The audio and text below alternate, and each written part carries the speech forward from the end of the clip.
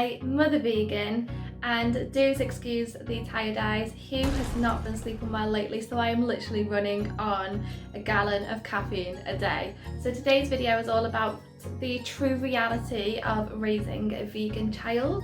It's about our experiences, our thoughts, our reasons of why we chose to raise our beautiful baby boy Hugh as a vegan. Hopefully this will answer some questions of those who are against raising vegan children, or it'll help those people who want to raise that you might receive but are unsure whether or not they should, or even dealing with the not so nice and very questionable comments. The best way that you can shut people's comments or questions down straight away is by showing them how healthy your child is and how varied and how balanced their diet is. You don't need to answer to anybody, but that is the best and easiest way. As soon as people started seeing Hugh's diet and what he ate and how much he ate, nobody really questioned it. We still had a few comments, but nobody questioned it. So the best thing that you can do is show people that we are right in our choices.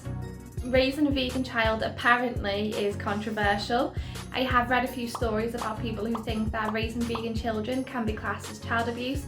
It is 100% absolutely not.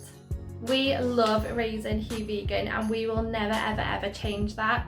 Before having Hugh, me and Adam were actually vegetarian. We didn't really think too much into the dairy industry, and then when we did, we wanted to turn vegan, but as most vegetarians will tell you, they do struggle with cheese. Cheese is on most vegetarian dishes out there, so cheese is really difficult to kind of step back from. Then when I was breastfeeding Hugh, we realised he had a milk allergy, which is kind of a blessing in disguise. It wasn't nice to see with Hugh being sick all the time and being ill, but as a family it was a blessing in disguise because it kind of forces on the path to veganism, and we will never ever go back. Like, this is our life now. We are vegans and we will always stay and remain and be vegans forever, if I can emphasize that enough. We are lifelong vegans. Hugh's diet is not restricted in the slightest. A lot of people think that when you are vegan you can't eat anything, like you literally eat rabbit food.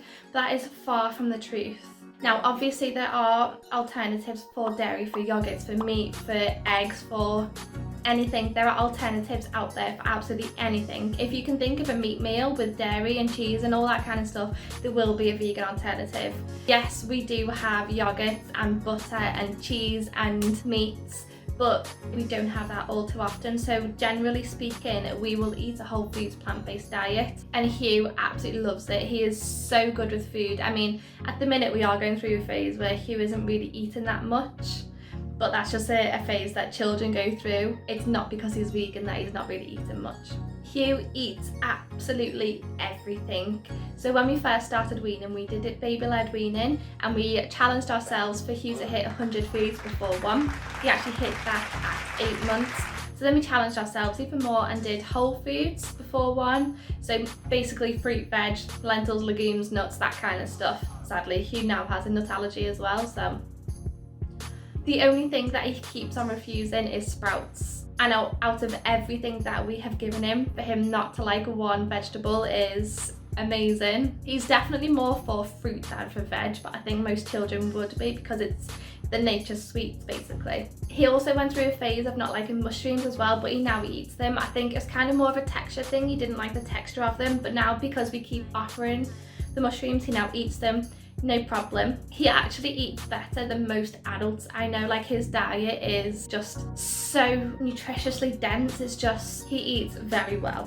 Now of course Hugh is only 18 months. He doesn't know the difference between what he is eating compared to what the rest of our family are eating. Doesn't look at the plates of other people's and go, oh, that looks nice, I want that. Especially because of lockdown actually. He started solids not long before lockdown, so maybe that's helping as well. That is something that we will have to deal with in the future, but at the minute he doesn't know the difference between what he is eating to what other people are eating. So Hugh does have a really varied diet. We all do in this house. I'm not worried at all about any of us missing any nutrients or vitamins or minerals or any of that. I'm happy and confident in our diets that we are getting what we need.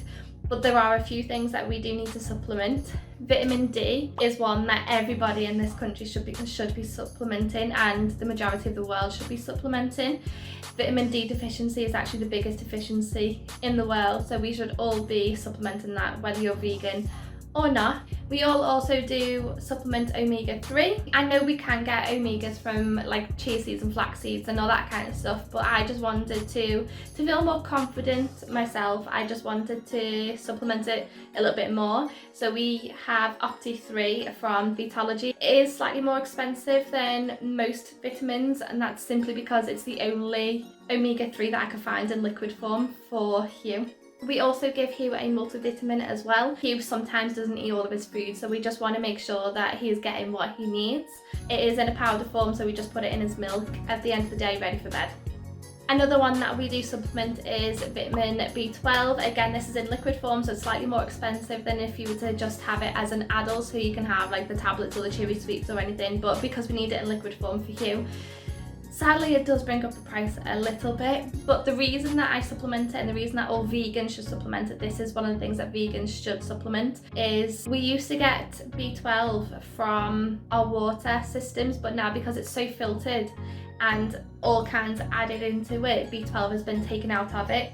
The only place that meat eaters get their natural B12 source from is the meat, and the reason they get it from the meat is because the meat eats the grass with the B12 water on it. Now, comments, that is probably the biggest thing that you've got to deal with when you turn vegan yourself, or especially when you're raising a vegan child. A lot of people point out that all these childhood favourite foods of everyone's, like the turkey Twizzlers or all the sweets or the chocolate and the ice cream and Easter eggs and chocolate at Christmas and all that kind of stuff that brings back memories of their childhood. They're asking me, how am I going to deal with that with Hugh? Well, being vegan is a lot easier now than it was even 5 years ago. There's vegan alternatives for everything, so Hugh's not going to miss out on anything. While Hugh is growing up, if he wants to eat something that his friends are eating, there will more than likely be a vegan alternative, so he's not going to miss out in the slightest. And at a time where childhood obesity is rampant and one of the biggest killers in the world is obesity, I'm proud to say that Hugh mainly eats fruit and veg, and I don't see a problem with that, and I don't see why people are questioning me for bringing up a child that mainly eats fruit and veg.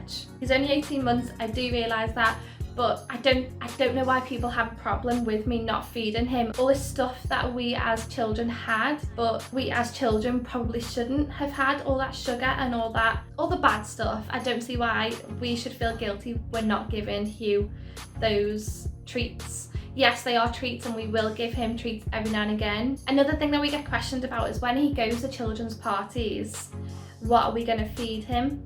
Well, Pizza Hut do a vegan pizza, McDonald's, vegan options, KFC, vegan options. There's vegan options everywhere. Companies are not stupid. They know that there's a lot of money to be made in veganism, so of course they're going to give vegan options. More and more children and more people are becoming vegan as well, so yes, he might be vegan and that might be a small minority of the population, but that population is growing. There are more and more vegans. It's not like there's none of them around and he's not going to be able to make friends with fellow vegans and have things in common with other people, because there's so many vegans out there now. They're also going to be bringing up vegan children. As Hugh grows up, hopefully he's going to grow into a confident child. He already is very confident, so I'm sure he will. Hopefully he'll grow into a really confident child that's compassionate and is confident in his choices of being vegan.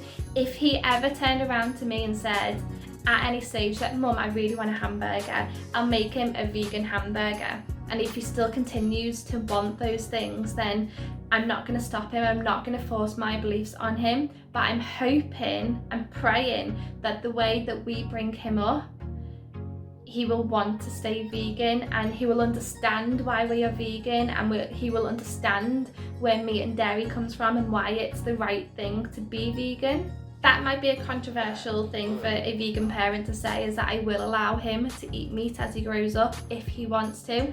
I will never have it in my house and I will never buy it, But if he goes out to McDonald's with a group of his friends at 14 years old and he really wants a Big Mac, that's on him. He's going to have to live with the fact that he's just eating what used to be a living being, a living animal. So I don't want to force my choices on him. I also will try and make sure that Hugh does not judge other people for their choices, because a lot of the time, especially when they are children, their choices are their parents' choices. They don't truly understand yet where meat and dairy comes from. We can educate them compassionately, but I don't want him to go up to somebody and say, you're nasty because you eat dead animals. Yes, sometimes I do question myself in bringing up Hugh vegan. I think any parent questions anything they do and how they're raising their children, because everything that happens in Hugh's life is my choice at the minute.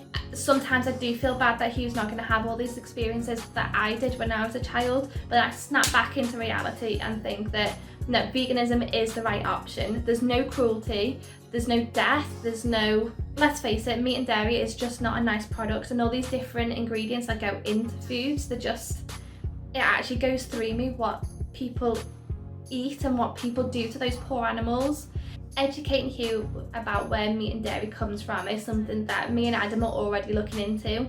We have a while to go yet before he starts questioning it, or we hope we have a while yet before he starts questioning it, but it is something that's going to take time to truly understand the right way to go about it, because we want to educate him in a way that he understands where he comes from and he understands why we are vegan and why he should stay vegan, but we don't want to do it in a way that it traumatizes him into being scared. I just don't want to cause Hugh that much distress. I want him to understand it, but don't want it to cause him too much stress and anxiety and anguish and any of that. Being a child is hard enough in itself. I don't want to cause any more distress than needs to be. So if anyone has any suggestions of how that can be done, please let me know in the comment box below. That is something that we know that we are going to have to start doing soon. There are a few books that I want about veganism for children, so I know they will help. So yeah, please let me know if you do have any suggestions, or if you have your own experience of raising a vegan child. How did you do it?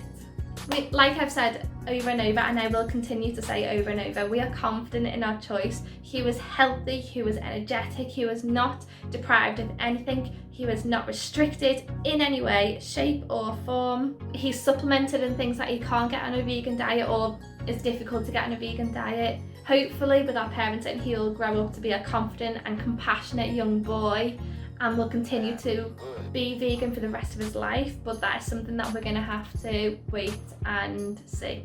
I hope this video helps you understand our choices, or I hope it helps you be more confident in your choice of bringing up a vegan child, because it is the best thing.